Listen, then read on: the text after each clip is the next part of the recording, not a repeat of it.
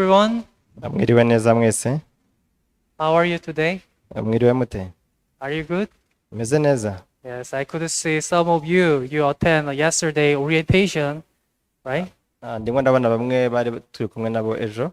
So I could share about the word of the heart yesterday. Ejo nabashije kubasangiza isi y'umutima. Also today I want to continue about the mind shifting the training. Uyu munsi ndashaka gukomeza na mind education uyu munsi. So firstly, I want to read the Bible. Ndashaka kubanza gusoma Bibiliya. Genesis chapter 4, Itangirira ibice 4. Verse 19. Umurongo waho wa 18 wa 19 sorry. Then Lamech took the horse for himself 2 wives. The name of the one was Ada, and then the name of the second was Jillah. And Ada bore the Jabal, and he was the father of those who dwell in the tents and have livestock. Itangirira ibice 4 umurongo wa 19. Ravuga ngo Lameki arongora abagore babiri, umwe yitwa Ada undi yitwa Zila. Ada byara Yarabu, abasekuruza w'abanyamahema baragira inka. Murumuna we yitwa Yarabu, abasekuruza w'abacuranzi n'abavuzi b'imyirongi. And his brother name was Jubal. He was the father of all those who played the harp and the flute. Na murumuna we witwa Yoruba, abasekuruza w'abacuranzi n'abavuza imyirongi. And as for the Jillah, she also bore the tubercane as an instructor of every craftsman in bronze and iron. And the sister tubercane was Narmak. Nazira abyara Tubarukani, umucuzi w'ikintu cyose gikebeshwa cy'umuringa n'icyuma. Mushiki wa Turubakayini yitwa Nama. Then Lamech said to his wife, Ada and Zillah, hear my voice. Wives of the Lamech, listen to my speech. For I have killed a man for wounding me, even a young man for hurting me. Lameki abwira abagore be ati, Ada na Zila, nimwumve ijwi ryanjye. Baka Lameki, nimutegere amatwi amagambo yanjye.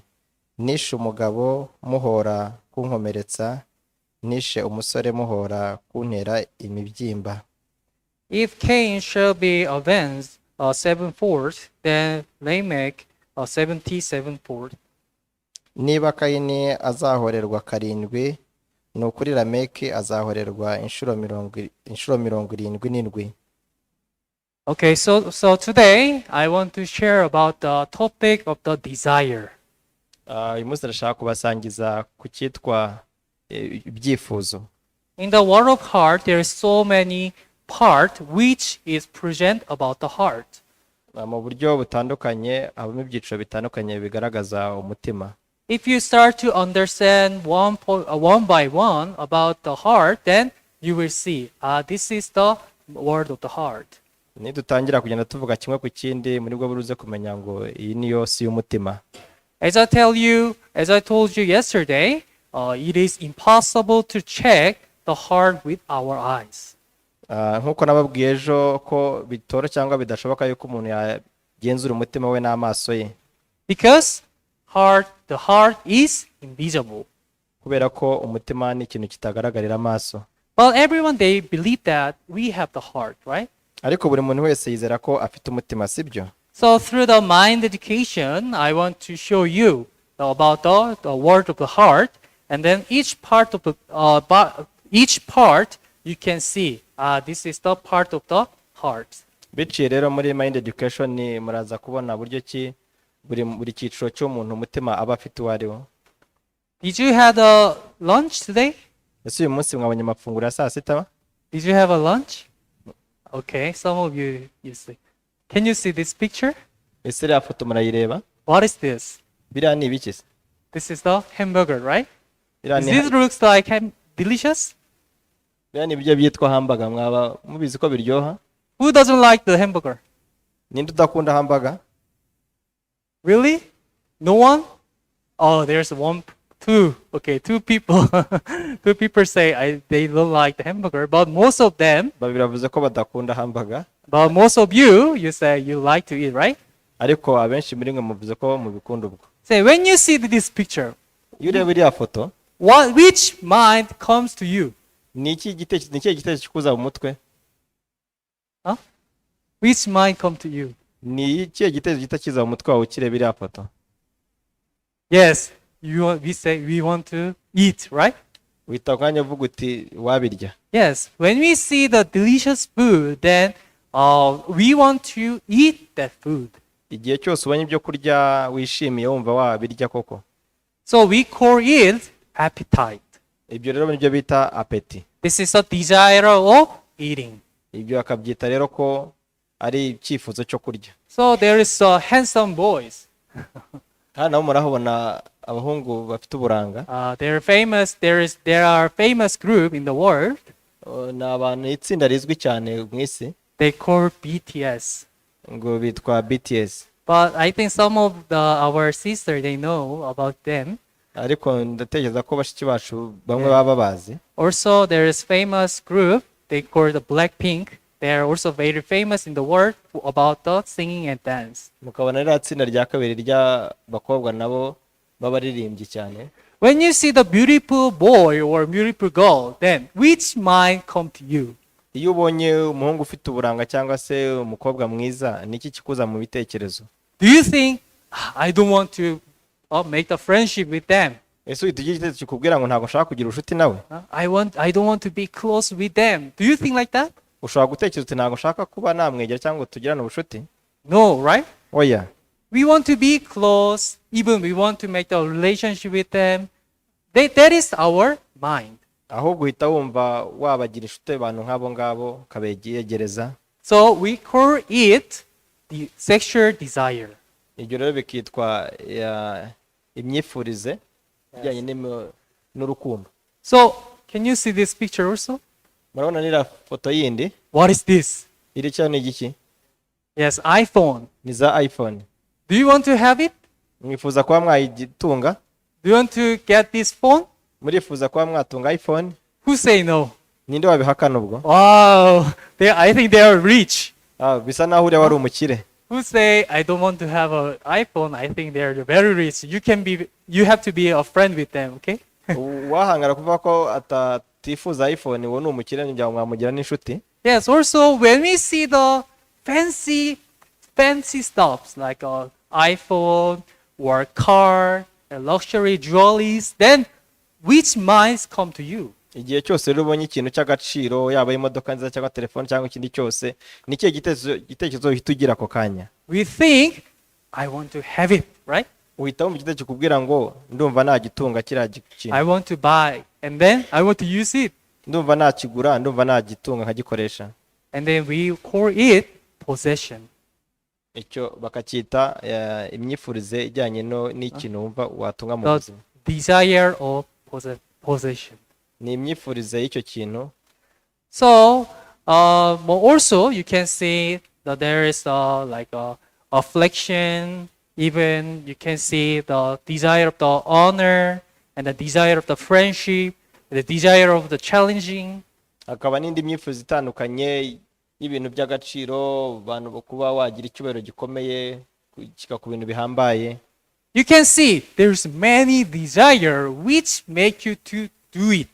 Murabona ko hari imyifurize muragira ibitekerezo cyangwa ibyifuzo bitandukanye byo kuba yagira ku kintu. Because of the desire of the eating, then you want to eat, right? Kubera kwifuza kurya, itekerezo gushaka kurya, wifuza kurya. Because of the desire of the sleeping, we want to sleep.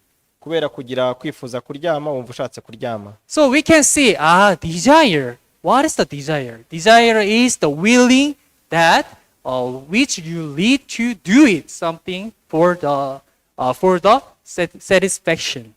rero kwifuza twagisobanura ko kwifuza ni igihe urebye ikintu ukumva icyo kintu wagitunga mu buzima bwawe. So people think when I achieve this or when I satisfy with my desire, then I feel happy and I feel I am satisfied. Abandi rero bavuga yuko iyo umuntu agize ikintu yumva yifuje aba yumva yaba ageze ku igihe gituza aribwo aba ageze ku byishimo bye. Then you can see this picture. Twabona n'iriya foto yindi. This is the we call Maslow's hierarchy of the needs. Iriya yitwa Maslow's hierarchy of the needs, like a level of the needs. Ni ibyiciro bitandukanye by'imyifurize y'abantu. So the Maslow is the name of the doctor, and he made this theory. Maslow rero akaba ari umuhanga cyane washyizeho ibyiciro byo kwifuza. And then as you see, the most low one is there is the physical needs. Rero uhereye ku cyo hasi nicyo bita ibyifuzwa ariko bigaragara. After physical needs, and then you can see satisfy the needs. Icyiciro cya kabiri ni igihe cya kintu ukibonye gikumva kirakunejeje. And then love and belonging. Agakurikiraho kumva ugikunze no kubana nacyo. And then esteem. Kikakuzanira icyubahiro. And then actualization. Noneho nyuma yo kugira icyubahiro kituma wumva ukitse ku gasongero. So how can we understand about this picture? Ese ni gute kino gishushanyo mwabasha kucyusobanukirwa? Actually, every needs, every desire is start from the physical desires. Imyifurize yose itangira ku bintu bigaragara urebye. If you are not satisfied with this need of the physical needs, then you don't think about the satisfy about the safety of the needs. Rero yo igihe cyose utarebye ikintu mwumva ukifuje cyangwa ugikunze ntabwo ibindi byiciro wirirwa ubijyaho. So when you satisfy with the safety of needs, then we think about the love and belonging. Naho iyo umaze kukireba ukagikunda kujya ku cyiciro cya kabiri ni nabwo ujya ku cyiciro cya gatatu kumva uragikunze. And after you satisfy with the love and belonging, then we are thinking about the esteem. Inyuma rero icyiciro cya gatatu cya kane kiba kumva kikuzaniye kumva ugize ishema cyangwa ufite ikintu ari ishema kuri wowe. Then lastly, after you also satisfy with the esteem, and then you want to get the self-actualization. Kikakujyana ku cyiciro rero dava ko cyo hejuru cyane cyo kuba kumva ufite icyo kintu biguhesheje ishema no mu bantu aho wari uri hose muri sosiyete. So this picture show us before we achieve the basic desires, we don't think about the next level. Rero ikigashushanyo katwereka ko utabanje kugira imyifurizo yo ku cyiciro cya mbere n'ibindi byiciro utabijyaho. But people, they misunderstand. If I satisfy my needs, my desire, then I don't need to desire for other things. Ariko abantu barishuka bati mbashije gushyira kuri iki kintu byatuma ntagira ikintu numva nifuje. But actually it is not. When you satisfy with something, some desire, then you want to get more desire from the other parts. Ahubwo ukuri nuko yo wifuje ikintu ukakigeraho biguha kuba wifuje ibindi byisumbuye kurushaho.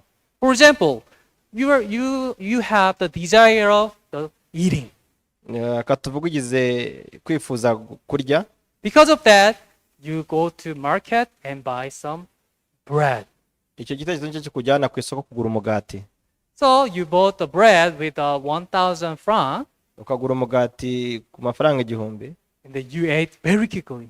Ukawurya vuba vuba. Because you were so hungry. Kubera ko ushonje cyane. But after you ate that bread, then do you think it is really satisfied, then I don't need to do anything? Ese iyo umaze kurya umugati uvuga uti ndumva mpaze nta kindi kintu nkeneye. Actually, when we become full, then we think about, now I feel sleepy. Ahubwo iyo umaze kumva uhaze tuvuga uti ndumva naryama. And then what do? Icyo gihe ukora iki? And you sleep.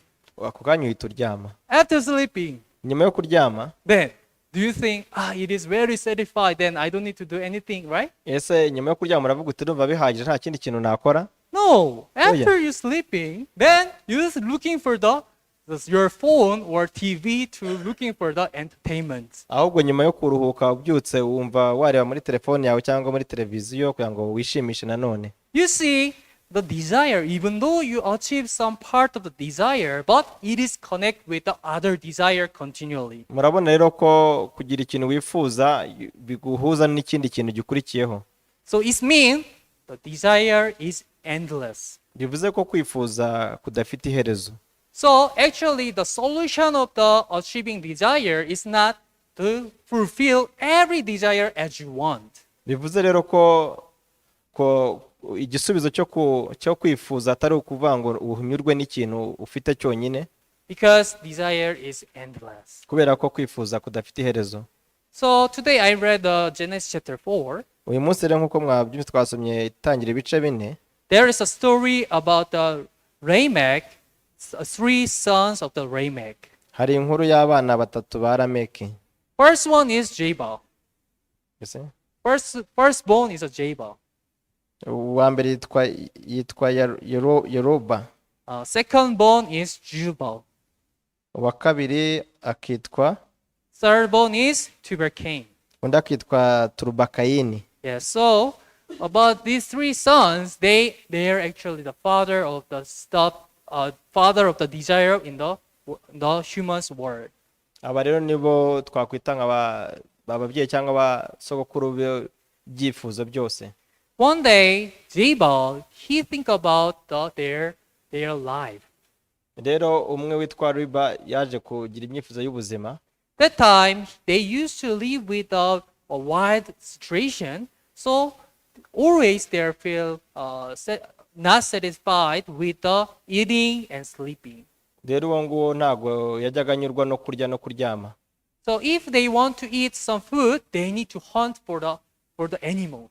Iyo bashaka kurya rero byasaba ko bahiga inyamaswa. And then there was no home, then even though the cold is very serious, but they should sleep in the outside. Rero kuko nta mazu yari ahari niyo bifuza kuryama baryamaga hanze. So Jabal, he starts to think about, how can I solve this problem? Hanyuma aza kwibwira ati ni gute nakemura kino kibazo cyo kutaryama hanze. So he started to grow the livestock, and then he started to make the tents for the sleeping. Atangira gushaka uburyo ki yakubaka inzu yo kuba yaryamamo. And he became the father of the tents and livestock. Ubu rero aza kubasha kuba sekuruzaho amahema. Through the Jabal, the family of the Jabal, they start to feel satisfied with the food and then stay in the home. Rero nyuma yuko yubatse amahema batangiye kunyurwa no kuba babasha kubona ibyo kurya ndetse bakabona naho kuryama mu mazu. But secondborn Jubal, he started to feel boring. Hanyuma witwa Juruba we atangira kumva ibyo nabyo bidahagije. Because now they are very full and then they are very satisfied with their house, but there is no entertainment. We aravuga ati ni koko byo kurya biraboneka ndetse naho kurya mu mazu haraboneka ariko se imyidagaduro. So he started to think about, how can I solve this problem? Nawe aravuga ati se ni gute nakemura kino kibazo cy'imyidagaduro. I want to be and enjoy, but there's nothing. Ati nkeneye kuba nakwishimisha ariko nta kintu gihari cyabimfasha.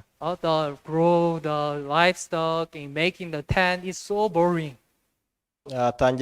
Bitangiye kumurambira nibwo yatangiye gutekereza uburyo ki yabikora. So he started to make the instrument. Atangira guterateranya ibyuma byamuha He umuziki. made the harp and the flute.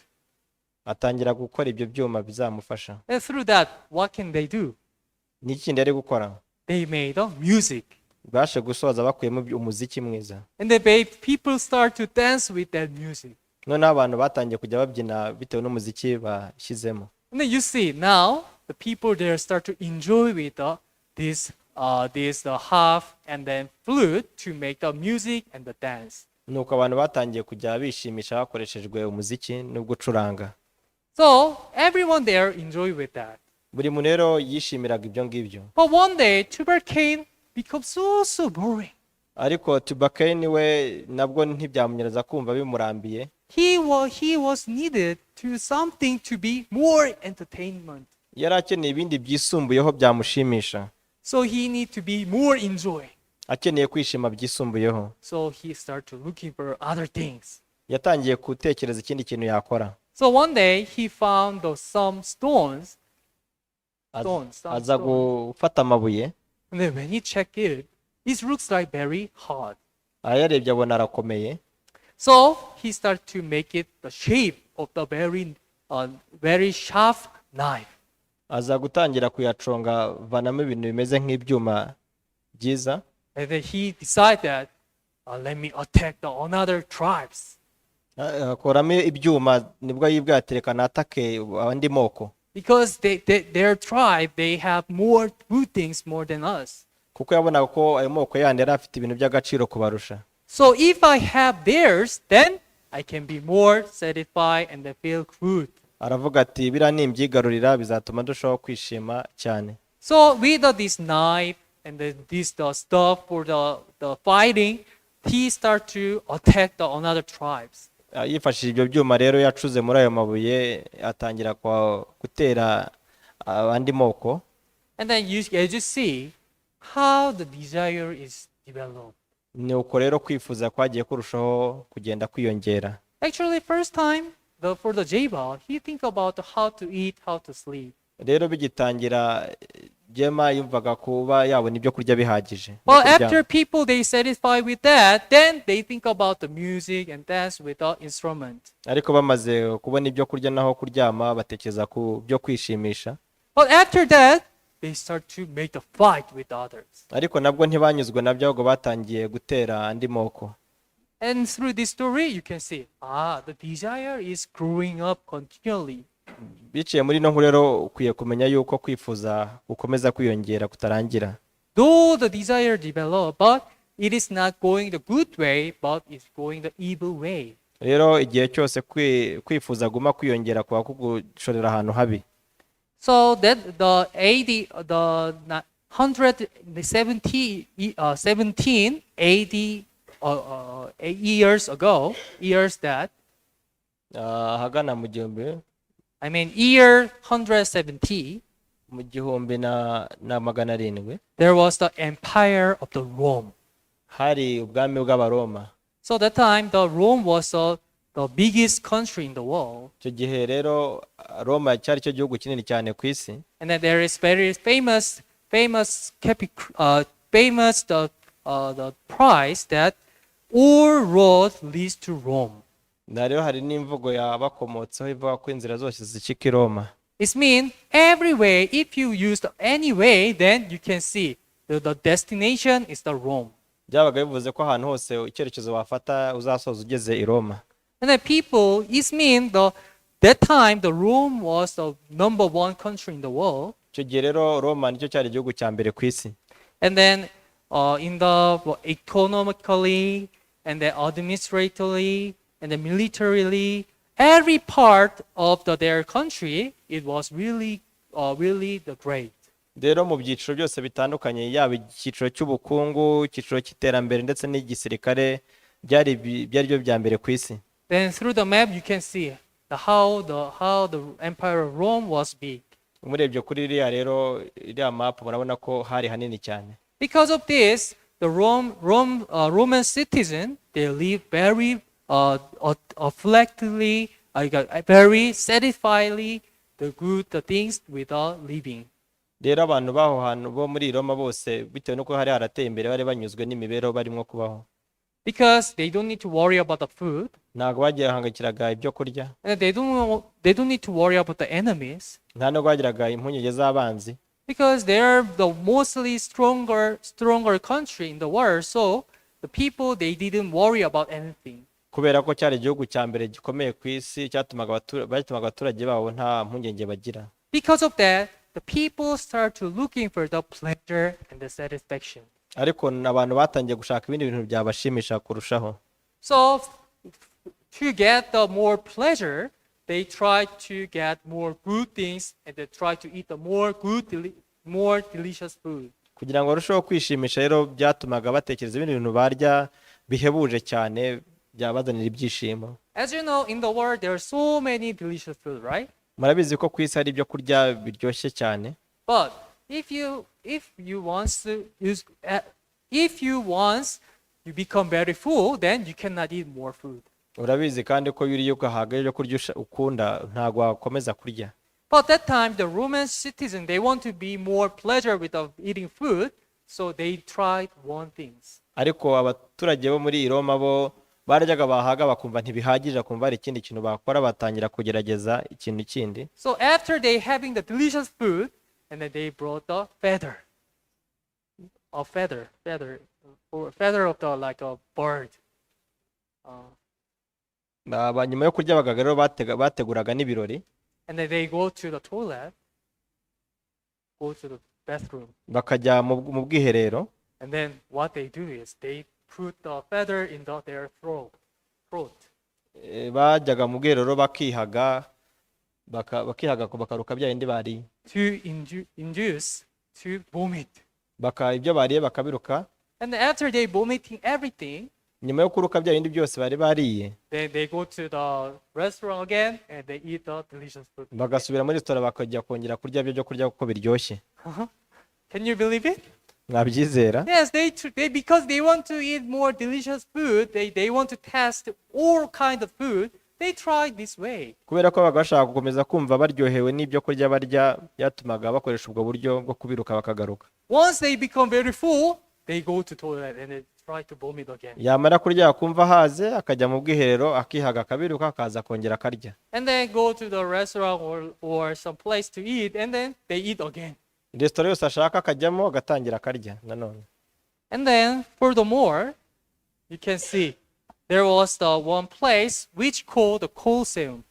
Rero hari n'ahantu handi bari barateganyijwe kuhaba imyidagaduro. Then this is the place for play the games. Habaga imikino yishimisha ariko yihariye. And then the warriors and then the wild animals, they fight each other in this place. Rero inyamaswa z'inkazi zaza zikarwana. Especially the wild animal, they become very hungry because they want to make them more wild, so that after that make them the warriors to fight with the wild animals. Rero cyane inyamaswa zo mu gasozi zarasonzeshwaga cyane kugira ngo zigire ubukana bwinshi zibone ko zirwana. So people they sit around of this game and then they watch it. Abantu rero bakicara uruhande muri iyo stade, twakwita nka stade, bagatangira kubireba. And what happened? Bikagenda gute? You can see the warriors, they try to use their sword. Even the wild animal, they will try to eat them. And then there is so much blood in the game place. Hanyuma ba bantu b'indwanyi bakajyamo bakarwana za nyamaswa, abantu bagashimishwa no kubona amaraso ameneka. This game looks like very awful, and then horror is like kind of the horror, but the people there was so enjoy with watching this game. Nubwo rero wabyumva ukumva byari biteye ubwoba n'agahinda, ariko abantu bo b'icyo gihe bumvaga bibashimishe kubireba. Even though the people is dying and the animal they are bleeding, but the people people watching this, they feel very satisfied and they're watching very joyfully. Nubwo rero abantu bahagwaga inyamaswa zibatanyaguje, abantu byarabashimishaga bo. And then furthermore, people they want to watch more serious, more more brutal the games more than that. Ahubwo ukabona abantu barashaka kurushaho kureba imikino nk'iyo ngiyo irushijeho gutera ubwoba cyane. You can see even though people lived with the satisfaction in the good country, bigaragara ko byumvaga abantu bari mu gihugu gitekanye, ariko abantu bashimishijwe nabyo, but their desire cannot be satisfied perfectly. Ariko nabwo ntibanyurwe n'ibyo ngibyo. So they demand more desires, and then they want to achieve more satisfactions. Ahubwo kwifuza kwabo kurushaho kuba kwinshi, bakifuza ibindi byinshi by'umurengera. Eventually they are doing like this. Bigasoza bibagejeje ku nk'aba ngaba bishimishwa no kubona inyamaswa zibatanyagura abantu. Actually, we can say the desire is like an engine in the car. twavuga rero ko kwifuza twabijyanye na moteri y'imodoka. Without the engine, the car cannot move front. Imodoka idafite moteri ntabwo yabasha kugenda. So engine is very important, right? Moteri rero ni ikintu cy'ingenzi ku modoka, sibyo? Like this, the desire is like an engine in the car. Natwe rero inyoko muntu kwifuza ni kimwe ni nka moteri ku modoka. If you don't have the desire in your heart, then actually there is no reason to live in this world. Igihe rero waba nta byifuzo ufite mutima wawe nta n'impamvu yo kuba kuri nosi. So actually we need a desire to live this life. Rero umuntu akenera agira ibyo byifuzo kugira ngo abashe kubaho muri nosi. But as you see, once there is a cooler for the engine, it's called radiator. Rero muri moteri habamo nanone igice cyitwa radiator. Radiator make the cool for the engine, even though engine become very heated. Icyo rero iyo radiator imara nuko nubwo moteri yaba yashyushye yifasha kuyihoza. But what if the radiator is broken? Itekereza igihe rero radiator yaba yangiritse. And then the engine cannot be cool. Bivuze ko moteri yaguma ishyushye ntago yakonja cyangwa ntago yahora. Then the engine become more hot and hot. Rero icyo gihe bivuze ko moteri izakomeza igashyuha ikarushaho gushyuha cyane. And then it's become overheated. Ikaza gushyuha birenze. Because of that, car stop, and then even you can see the smoke from the engine. Rero icyo gihe niyo imodoka wayihagarika ariko utangira kubona umwotsi uturuka muri moteri. And then if it is more become serious, then even it can be explode. Iyo rero bikomeje nta gikozwe habaho no guturika ahubwo n'imodoka iraturika. Likewise, our desire is like this. Ni nako rero imyifurizo yacu ari uko iteye. Desire want to make you make you to want anything in your life. Kwifuza rero niko gutuma wumva wagera ku bintu byose biba mu isi. But if this desire become more serious in your life, and if you cannot control it, then this desire can make your life ruin. Igihe rero udabashije gucubya cyangwa se ngo kontrole imyifurize yawe nabyo byakugeza nko kubira byira moteri. There was very famous actress in the America.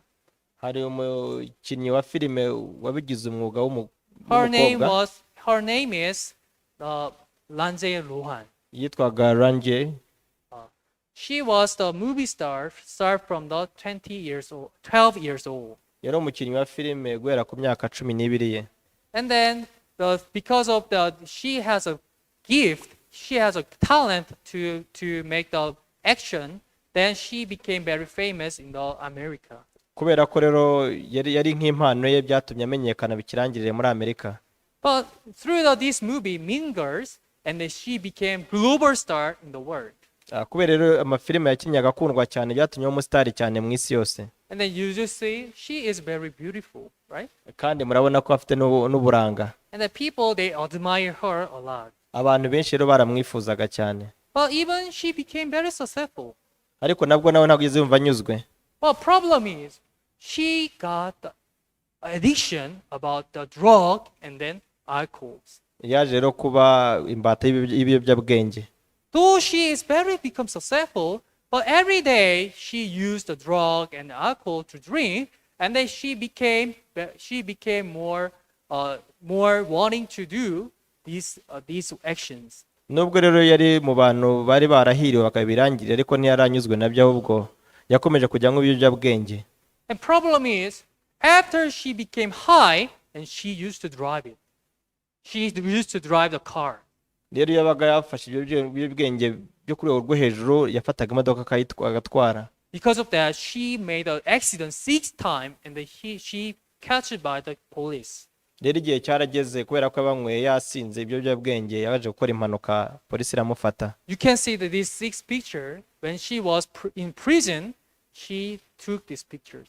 Rero aya mashusho amafoto 6 mubona ni igihe ari muri gereza yagiye afata mu bihe bitandukanye. Actually, she was very beautiful and everyone they admire her, but now she became very poor. Mbere rero akiri umusitari yari mwiza afite n'ibintu byose abantu bose bamwifuza ariko hano muri gereza yari amaze gukena ubona yarahindanye. Even if she has a lot of money and she is very successful, but she ruined her life because of the desire.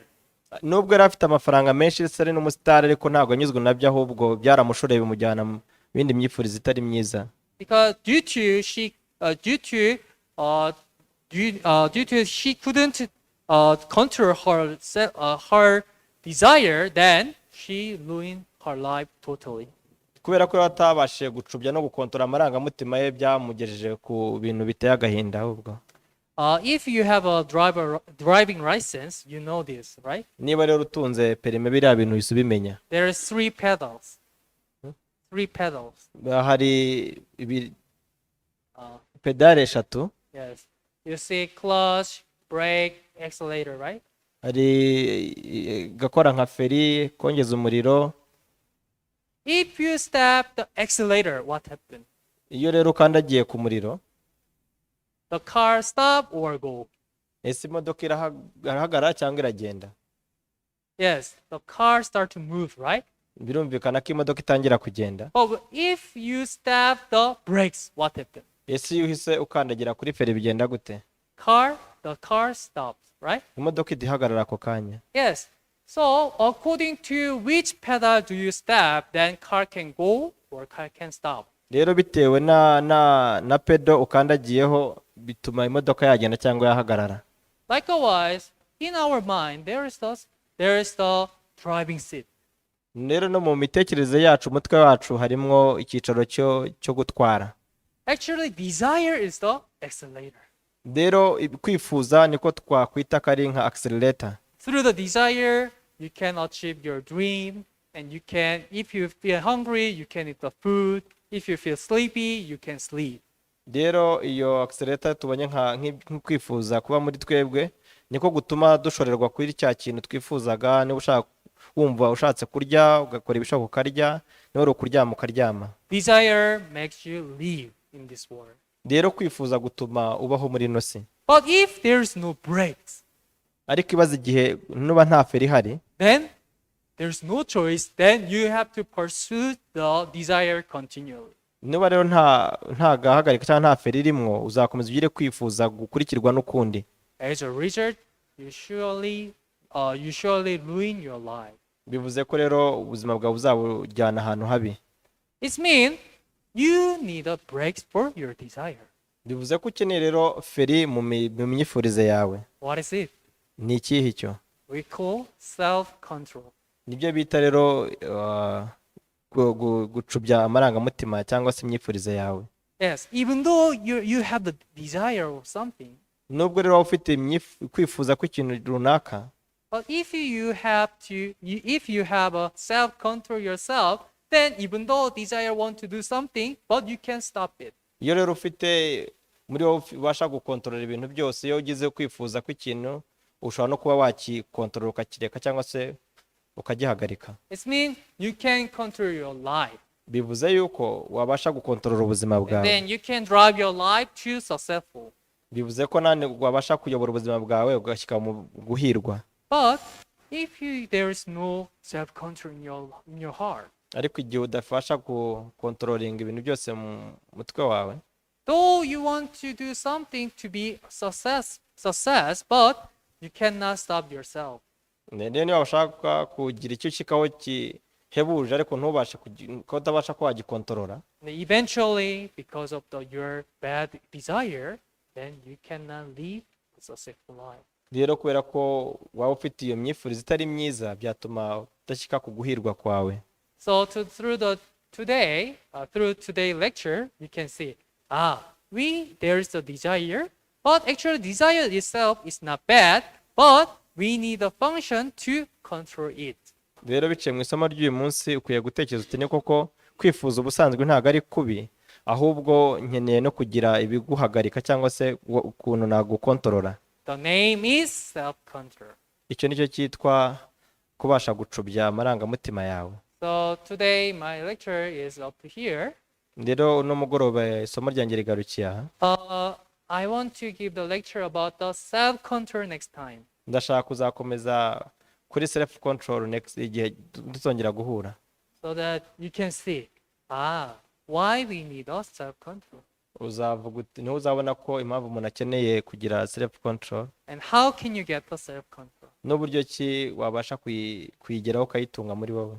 So I hope you to follow this training continually, Ndizera ko muzakomeza gukurikirana aya masomo buri gihe, and then you will see, really, this is the word of the heart.